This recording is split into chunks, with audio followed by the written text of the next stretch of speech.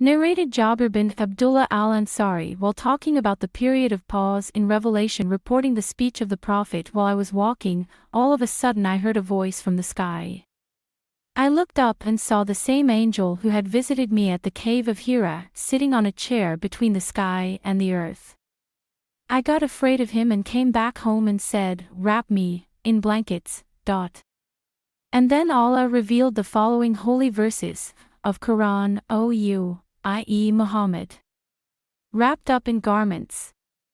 Arise and warn the people against Allah's punishment, up to, and desert the idols. 74.1-5. After this the revelation started coming strongly, frequently and regularly.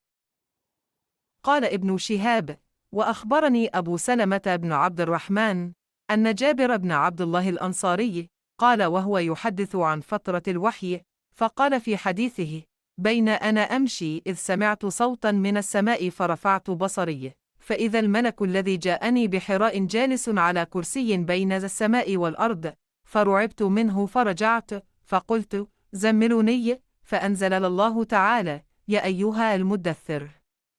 1. قم فأنذر. 2.